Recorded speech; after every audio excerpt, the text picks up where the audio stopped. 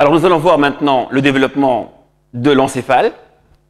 Donc la vésicule encéphalique qui était unique au départ et qui va être segmentée en 3 vésicules secondaires. La vésicule proencéphalique, mésencéphalique ou isthme du cerveau et la vésicule rhombe encéphalique qui est là. Donc voilà la vésicule. Donc vésicule proencéphalique. Donc la vésicule mésencéphalique moyenne et la vésicule rhombe encéphalique. Alors, on va voir la division de cette vésicule rhombencéphalique en 2 vésicules secondaires, ainsi que la vésicule proencéphalique qui va se diviser aussi en 2 vésicules secondaires. Et finalement, on aura un encéphale à 5 vésicules ou un stade de 5 vésicules au niveau de la vésicule encéphalique. Tout d'abord, donc, cette vésicule proencéphalique va donner la vésicule diencéphalique ou le diencéphale et la vésicule télencéphalique, ou encore ce sera le cerveau hémisphérique. Donc ça c'est le télencéphale.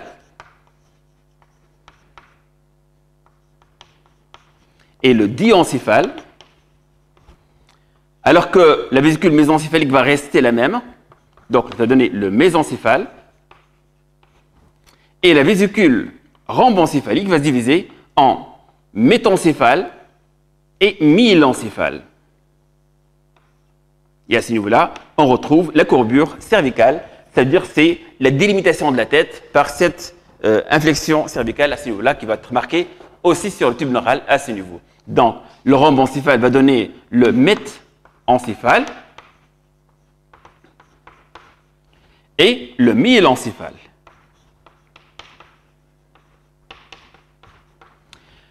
Au niveau ce rhombencéphale avec le mésencéphale vont donner le tronc cérébral entier et aussi vont donner le cervelet. Le mésencéphale va rester le même. On va voir son évolution, comment ça se fait à ce niveau-là. Le métencéphale va donner la région du pont, la région moyenne du tronc cérébral avec le cervelet en arrière. Donc par ce toit-là, il va donner le cervelet. Et le myelencéphale va donner cette moelle allongée ou encore le bulbe rachidien. Nous allons commencer par le bulbe rachidien puisque c'est la continuité de la moelle épinière.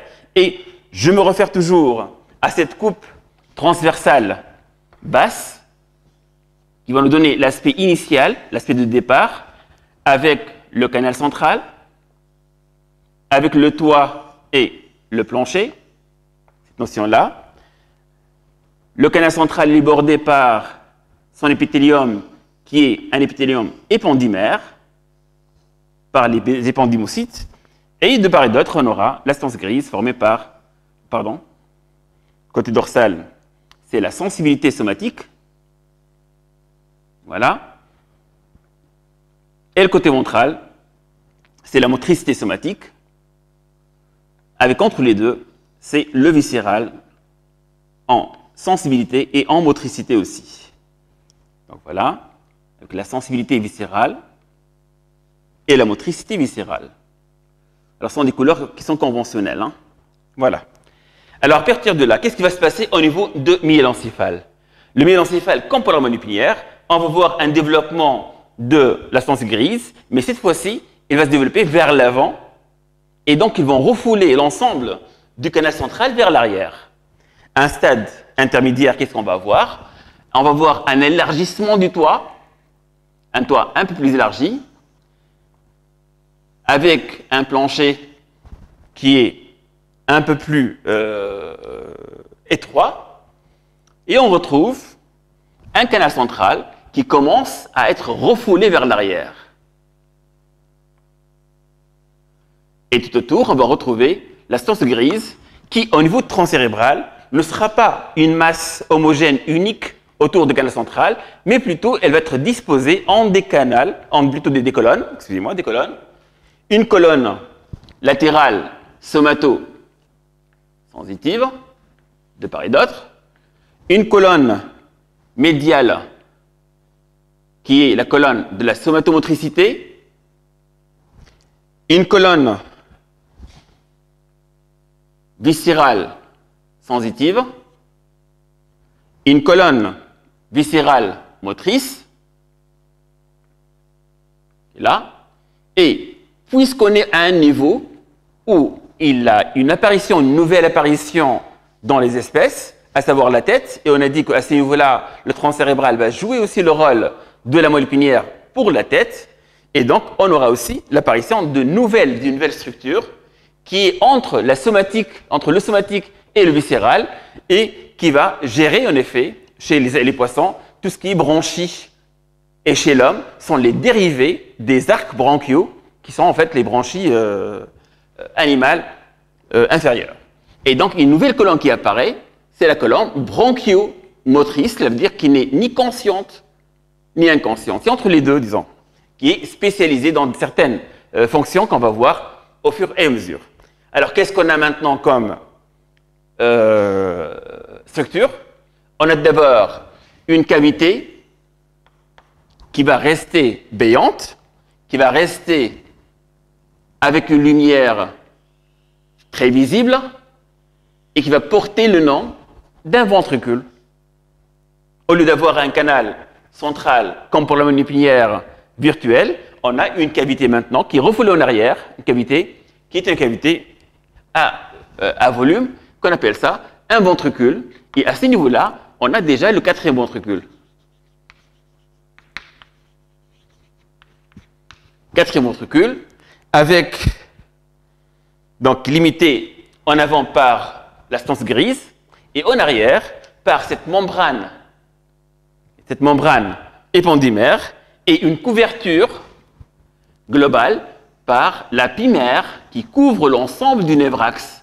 L'ensemble du tube neural est couvert par une autre membrane qui est la pymère.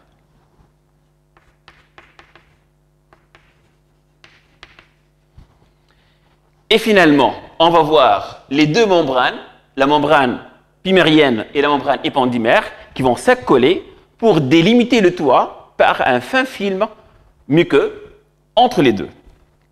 Et qu'on appelle donc le toit du V4, ou encore le voile médullaire inférieur, ou encore la membrane tectoriale. De toit, ça veut dire de toit. Membrane du toit. Tectoriale.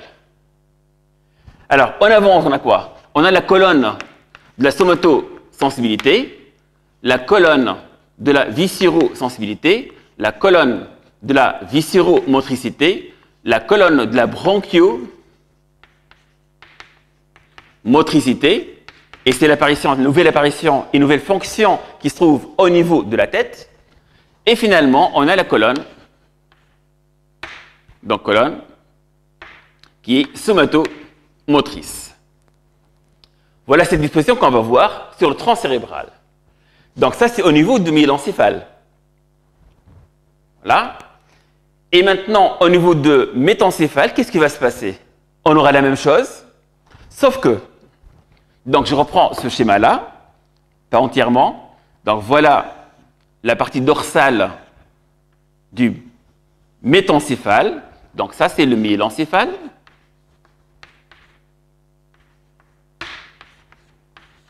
Donc c'est la coupe 1. Pardon, c'est la coupe 1 là, celui-là. Myélencéphale.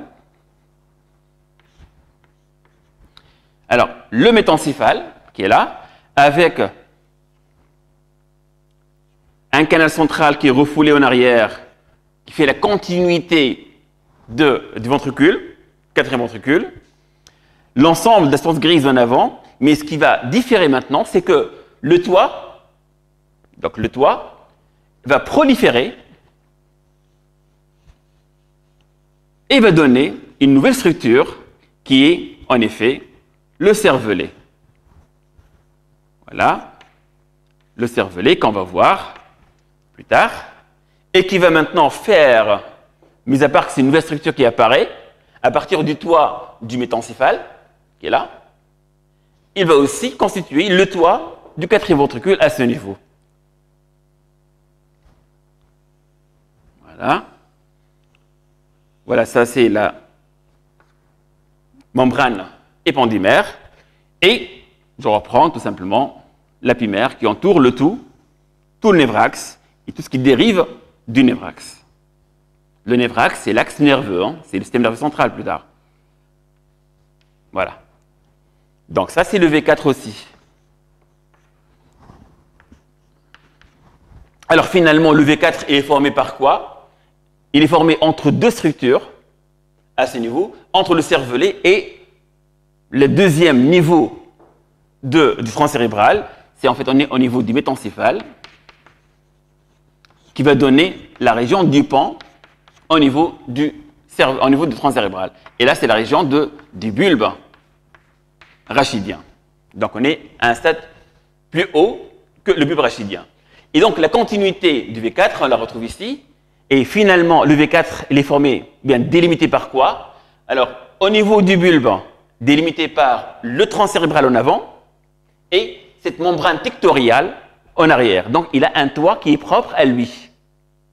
Alors qu'au niveau du pan, au niveau du mésencéphale, il va avoir comme limite antérieure toujours le tronc cérébral, mais la limite postérieure, c'est le cervelet. On va revenir sur cette disposition-là. Bien, à un stade plus élevé maintenant, au niveau du mésencéphale, qu'est-ce qu'on va avoir? Alors, le mésencéphale va avoir une évolution quasi identique à la moelle épinière.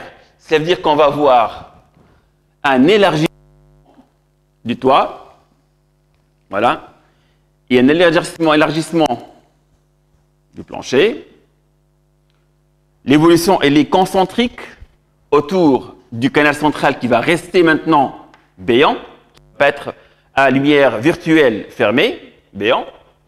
Et on aura aussi la disposition habituelle avec la somatosensibilité, avec la somatomotricité et avec tout ce qui est viscéral entre les deux aussi. Donc la motricité, et la viscéromotricité.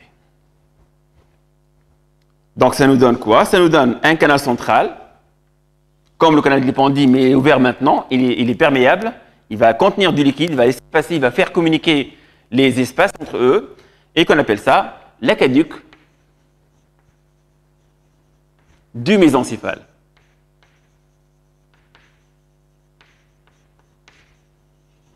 Voilà. C'est le canal central du mésencéphale. Et on conçoit parfaitement bien que le canal central de la moelle épinière va se continuer par le V4, qui va se continuer dans ces deux parties-là, V4 au niveau du bulbe, le V4 au niveau du pan, et dans le même chemin, il va aussi se continuer par ces aqueducs du mésencéphale. Alors, si on veut récapituler maintenant et voir l'ensemble des structures essentiellement ventriculaires, comment ils sont disposés, nous allons commencer d'abord par une coupe qui passe par l'ensemble des éléments, mésencéphale, donc coupe longitudinale si vous voulez, par là, avec par en avant le niveau supérieur, c'est le mésencéphale, le niveau moyen, c'est le pan, le niveau inférieur, c'est le bulbe. Le mésencéphale contient son propre canal, avec un toit qui va se constituer par la somatosensibilité que vous voyez ici là. Ça va se continuer au niveau du pan avec le cervelet et aussi avec le V4, qu'on le retrouve ici. Le V4, il va avoir son propre toit au niveau du bulbe, vous voyez ça, et ça se continue par le canal de l'épendyle au niveau de la moelle épinière. À ce niveau-là, bien sûr, on va voir le cervelet qui va constituer le toit du V4 à ce niveau. Donc voilà, qu'est-ce qu'on va voir comme cavité à l'intérieur du tronc cérébral. Voilà, donc l'aqueduc du mésencéphale qui communique avec donc, le quatrième ventricule, et ce quatrième ventricule communique avec le canal à lumière virtuelle qui est le canal de l'épendyle. Donc ça c'est le canal de l'épendyle.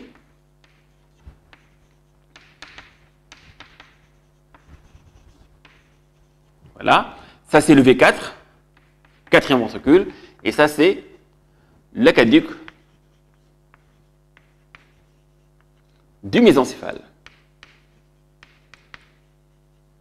Voilà. Donc nous allons essayer maintenant de suivre l'évolution de ces substances grises dans le tronc cérébral. Pour cela, on va repositionner l'ensemble des colonnes sur une vue dorsale du postérieur du tronc cérébral. Marque la silhouette de ce tronc cérébral. Voilà. Avec les 3 niveaux. Le mésencéphale. Le pan et le bulbe rachidien par en bas. Alors, qu'est-ce qu'on a comme colonne? Je schématise les colonnes de motricité donc sur ma gauche, avec une première colonne de somatomotricité. Voilà. Une deuxième colonne de bronchiomotricité.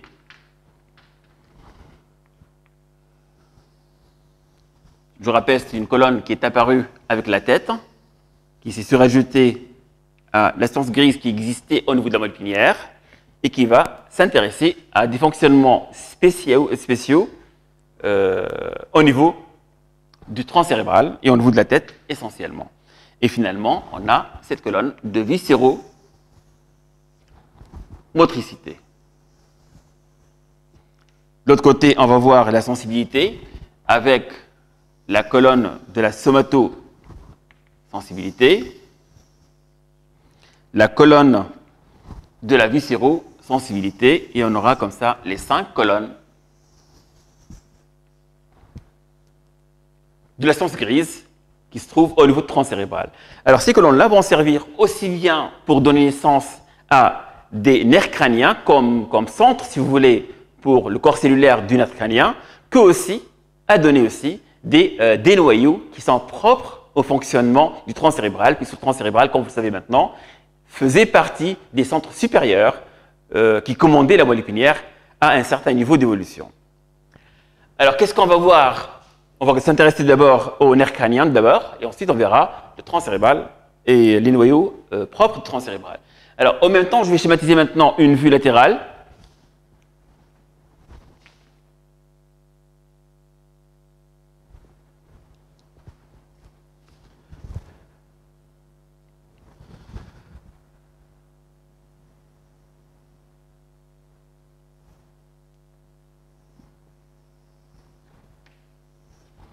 Point de vue latéral du tronc cérébral, pour retransposer aussi les noyaux sur le tronc cérébral, cette vue latérale. Donc là, c'est le cervelet, peu importe. Ce qui nous intéresse, c'est 3 niveaux, le mésencéphale, le pan et le bulbe rachidien. Alors, au niveau de la colonne de la somatomotricité, qu'est-ce qu'on va voir comme noyaux qui vont servir de centre pour les nerfs crâniens? Au niveau du mésencéphale, on va voir 2 noyaux. Un premier noyau, c'est le noyau moteur du 3. Donc, c'est la 3e paire de nerfs crâniens, c'est le nerf oculomoteur commun. C'est pour l'oculomotricité, le 3. Ensuite, au même niveau, un peu au-dessous, on retrouve le 4, noyau du 4. C'est le pathétique ou trochléaire. Donc, 4. On retrouve ces 2 noyaux au niveau du mésencéphale, le 3 et le 4. Voilà, le 3 et le 4, au niveau du mésencéphale. Au niveau du pan, on va retrouver le noyau du 6, qui fait partie aussi des nerfs oculomoteurs. C'est l'abducens du 6, donc qui est là, et un peu postérieur, proche du plancher de V4, donc c'est le 6. Et tout à fait en bas, on retrouve le noyau au niveau du bulbe, le noyau de l'hypoglosse, c'est le noyau moteur, ou bien c'est le nerf moteur de la langue. Donc il va assurer la motricité de la langue. Donc l'hypoglosse, c'est la 12e paire des nerfs crâniens qu'on la retrouve aussi à ce niveau-là.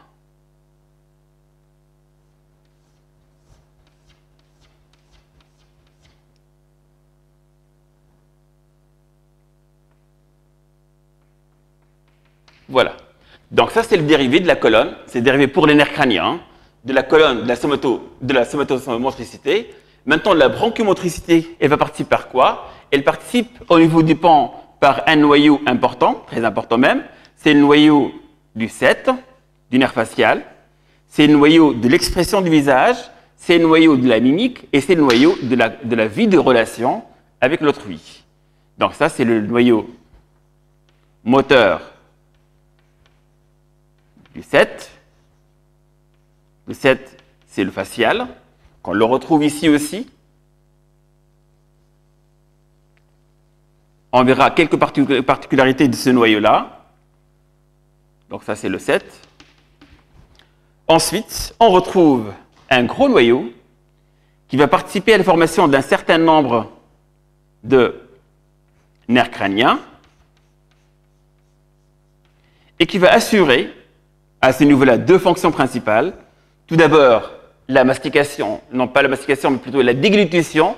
Lorsqu'on avale et on n'a pas de problème de fausse route, c'est grâce à ce noyau-là qui va assurer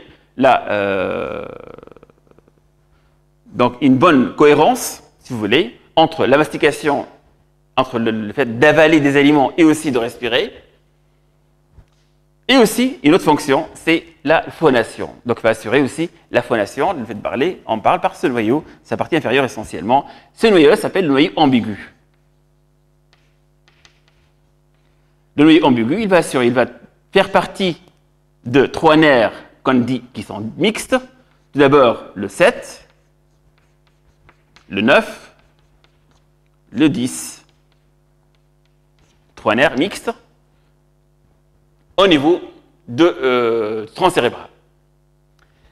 Maintenant, pour la colonne de la viscéromotricité, qu'est-ce qu'on va voir? Si vous voulez qu'on va retransposer ça aussi, on va voir, donc, c'est ce noyau ambigu qui est là. On retrouve ça comme le noyau ambigu.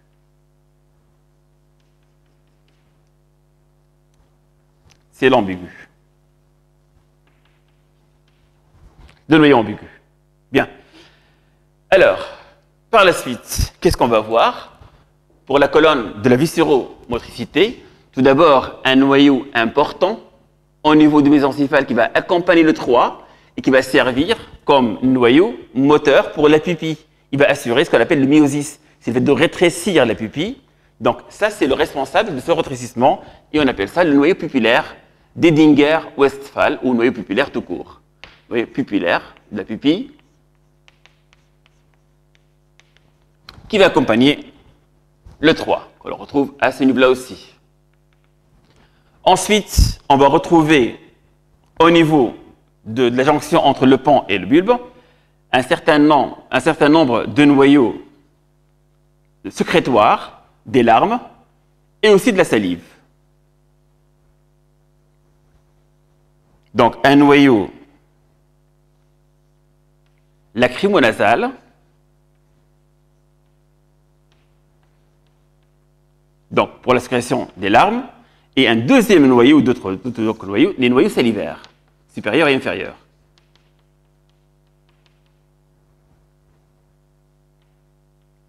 Voilà. Donc on retrouve ces noyaux-là. Tout d'abord le noyau muco-lacrymonasal, les deux noyaux salivaires, qui sont là. Donc, muco-lacrymonasal, salivaire supérieur et salivaire inférieur. Et finalement, il va donner un autre tractus qui va servir comme noyau de référence, noyau de fonctionnement si vous voulez, du nerf vague et sa composante parasympathique la plus importante du corps.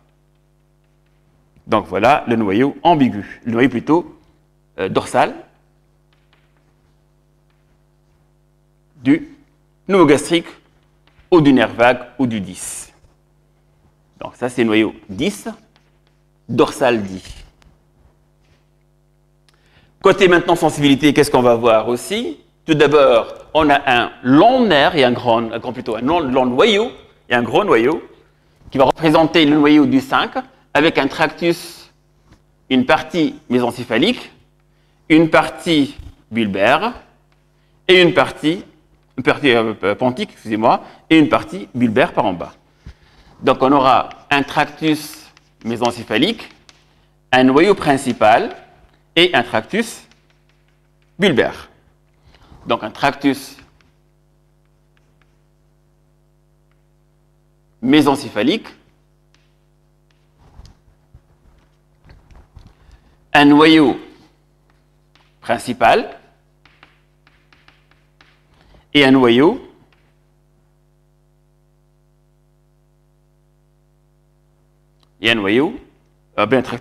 tractus bulbaire. Juste un petit oubli, c'est au niveau de cette colonne de bronchiomotricité aussi, on a un noyau qui va accompagner le 5, que j'avais oublié, le 5, et qui va servir pour la mastication. Donc le 5M, ou encore masticateur, le noyau masticateur. Donc il va servir pour la mastication. Donc on le retrouve là, ce 5M. Voilà.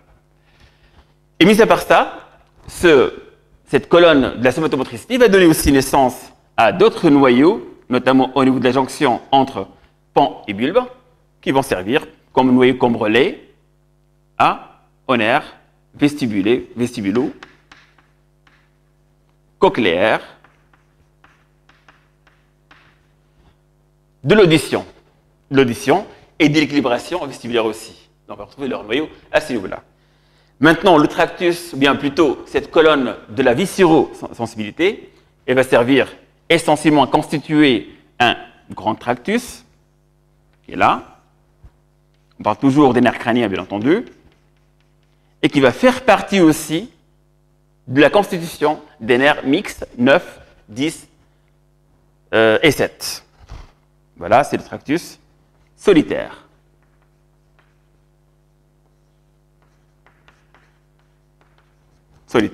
Alors, on retrouve là ce tractus solitaire, que je mettrai en colonne comme ça. Bien. Alors, si je fais maintenant un exemple de constitution de nerfs crâniens. Alors, par exemple, le 4, donc pose pas de problème. Le 4, il n'y a que la motricité qui est là, sauf qu'il va bien sûr sortir de la face postérieure du tronc cérébral, du mésencéphale. Je prends aussi l'exemple du 10, par exemple, nerf 10, qui va avoir 3 origines. Tout d'abord, une origine provenant de tractus solitaire. Le 10 participe à la dégustation. Et une deuxième origine provenant du noyau ambigu. Le 10 participe à la déglutition aussi. Et une autre origine principale provenant du tractus, bien du noyau dorsal du 10. Et le 10 est bien entendu le nerf parasympathique de l'ensemble du corps, ou quasiment de l'ensemble du corps. Il ne reste que le pelvis par en bas, qui n'est pas assuré par le 10, mais par une autre structure. Donc tout cela constitue le nerf 10 par exemple. Vous voyez, le 10 provient de plusieurs noyaux, et chaque noyau explique ou bien justifie une fonction particulière. De même, le 7 aussi. Le 7 va avoir d'abord un noyau moteur, qui a la particularité de faire un petit tour à l'intérieur du tronc cérébral, on verra ça plus tard.